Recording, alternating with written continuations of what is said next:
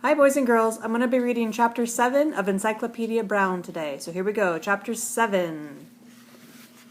Chapter 7 is called The Case of the Diamond Necklace. Yes. You've hardly touched your soup, said Mrs. Brown. Something is wrong. I'm not hungry, said Chief Brown. He pushed his chair back from the dining table.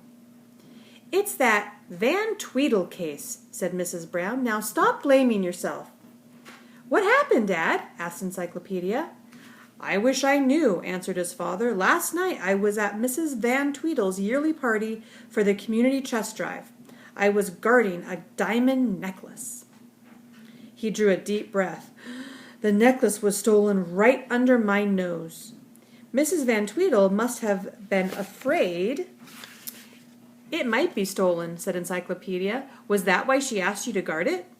Chief Brown nodded. She received an unsigned letter last week. It told her to put $10,000 in cash behind the statue of George Washington in the park. If she refused to do this, her necklace would be stolen. Wow, exclaimed Encyclopedia. Is the necklace really worth $10,000? More, his father said. Want the facts? Encyclopedia closed his eyes and prepared for some hard thinking. Go ahead, Dad. Mrs. Van Tweedle planned to give the necklace away during the party, Chief Brown began. That is, she was going to sell it to the highest bidder on the stroke of midnight. The money was to go to the community chest. To show off the necklace, Mrs. Van Tweedle's old college roommate, Miss Stark, wore it at the party. At first, I didn't let Miss Stark out of my sight. Around 11 o'clock, Miss Stark said she felt ill. She went upstairs to the guest room. She said she wanted to rest a little while. I went into the room ahead of her. I wanted to make sure no one was there. Then I had her lock the door, and I stood guard in the hall. 10 minutes passed. Suddenly, I heard her scream. Eee! A few seconds later, 2 shots rang out. I called to Miss Stark. She didn't answer. I broke down the locked door. Miss Stark was lying on the bed in a faint. The necklace was gone from her neck. When she woke up, she could tell me very little. Everything happened so quickly, she had heard nothing, and she had fainted before she could see the thief, she said. The thief must have got in and out by the window. 2 bullets were in the wall above the bed. Miss Stark was lucky that she wasn't killed. Encyclopedia's father finished speaking. A silence fell over the Browns' dining room. Then Encyclopedia asked one question. Was Miss Stark left alone in the room after you broke in? Chief Brown looked surprised at this question. He thought a bit before answering.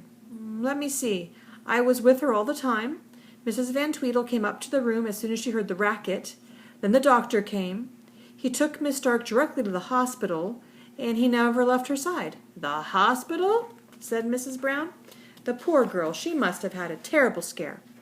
She was pretty badly shaken, said Chief Brown.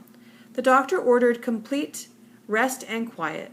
She has to stay in the hospital until tomorrow. Good, said Encyclopedia, opening his eyes. But there is no time to lose. Her room must be searched before she gets back. Searched for what? Asked Chief Brown. For the necklace, said Encyclopedia, and the gun. Leroy, exclaimed Mrs. Brown, do you think the thief would be so silly as to leave the necklace and the gun behind? She did, said Encyclopedia calmly. She had no choice. She? Gasped Chief Brown. Do you mean Miss Stark? What makes you think she did it? It's quite simple, said Encyclopedia. First, she tried to get $10,000 out of her old classmate by writing that letter. But the letter didn't work. Chief Brown said. Miss Van Tweedle hired me to guard the necklace. The letter only made it tougher for Miss Stark. She didn't think it would, Encyclopedia pointed out. She must have talked to Mrs. Van Tweedle into letting her wear the necklace at the party. The whole idea sounds pretty weak to me, said Chief Brown. Think how fast Miss Stark would have to work. She would have had to hide the necklace and the gun after she fired the 2 shots into the wall. She must have known I'd break the door down the instant I heard the gun go off in the room. She hid the necklace before she fired the shots, said Encyclopedia. Well, if you are right, the gun and the necklace are still in the room, said Chief Brown. I'll telephone one of my men to search it right away. An hour later, Officer Murphy called back. Mrs. Van Tweedle's guest room had been searched. The necklace and the gun had been found, hidden in a hat box on a closet shelf. The Browns had finished dinner. Encyclopedia was in the kitchen drying dishes for his mother when he heard the news. Miss Stark expects to leave the hospital tomorrow, a rich woman, said Encyclopedia. All she had to do, she thought, was to go back to the room and pick up the hat box with the gun and the necklace, said Chief Brown.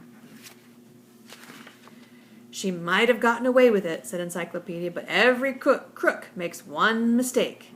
What was Miss Stark's mistake? Did you notice it? I didn't catch it. I didn't catch that one. Okay, so I'm going to turn to page 85 to tell you what the solution is. The solution to the case of the diamond necklace. Miss Stark said that she did not see or hear the thief. Yet Chief Brown heard her scream. And after a few minutes later, 2 shots rang out. Miss Stark's mistake was screaming before the shots were fired. If she had not seen or heard anyone, she would have no reason to be frightened. Only after the shots had been fired would she have screamed. That's the clue. Okay, and so that was chapter 7, which was called The Case of the Diamond Necklace. Make sure you write a little note down in your journal or something so that you don't remember what chapter 7 was about, the diamond necklace. And Miss Stark was the crook in that one. Okay, bye-bye.